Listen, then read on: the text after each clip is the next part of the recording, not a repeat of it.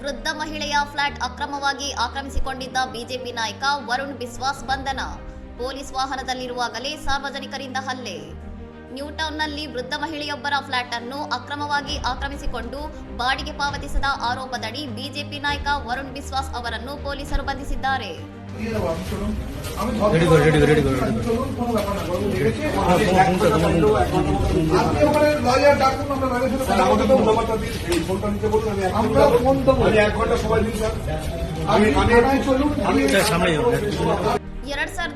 ರಿಂದ ಸುಮಾರು 16 ಲಕ್ಷ ರೂಪಾಯಿ ಬಾಡಿಗೆ ಬಾಕಿ ಉಳಿಸಿಕೊಂಡಿದ್ದ ಆರೋಪಿ ಒಪ್ಪಂದ ಮುಕ್ತಾಯಗೊಂಡರೂ ಫ್ಲಾಟ್ ಖಾಲಿ ಮಾಡಲು ನಿರಾಕರಿಸಿ ವೃದ್ಧೆಯನ್ನು ಹರಸಾಹಸಪಡಿಸಿದ್ದರು. ಮಾಜಿ ಶಾಸಕರು ಮತ್ತು ಸ್ಥಳೀಯ ಪೊಲೀಸರಿಂದ ಸೂಕ್ತ ಸ್ಪಂದನೆ ಸಿಗದಿದ್ದಾಗ ವೃದ್ಧೆ ನ್ಯಾಯಾಲಯದ ಮೊರೆ ಹೋಗಿದ್ದರು. ಆದರೆ ಆರೋಪಿ ವಿಚಾರಣೆಗೆ ಹಾಜರಾಗದೆ ಸತಾಯಿಸುತ್ತಿದ್ದರು. ಗುರುವಾರ ವೃದ್ಧೆ ಸ್ವತಃ ಫ್ಲಾಟ್ಗೆ ತೆರಳಿ ಪ್ರಶ್ನಿಸಿದಾಗ ನಡೆದ ತೀವ್ರ ವಾಗ್ವಾದದ ಬಳಿಕ ಸ್ಥಳೀಯರ ಪ್ರತಿಭಟನೆ ಮತ್ತು ಪೊಲೀಸರ ಆಗಮನದಿಂದ ಆರೋಪಿಯನ್ನು ಬಂಧಿಸಲಾಯಿತು. ಆರೋಪಿಯನ್ನು ಪೊಲೀಸ್ ವಾಹನದಲ್ಲಿ ಕರೆದೊಯ್ಯುವಾಗ ಉದ್ರಿಕ್ತ ಜನಸಮೂಹ ಆತನ ಮೇಲೆ ಮೊಟ್ಟೆ ಎಸೆದು ಥಳಿಸಿ ಆಕ್ರೋಶ ವ್ಯಕ್ತಪಡಿಸಿದ ಘಟನೆ ಸ್ಥಳದಲ್ಲಿ ಭಾರೀ ಉದ್ವಿಗ್ನತೆಗೆ ಕಾರಣವಾಯಿತು.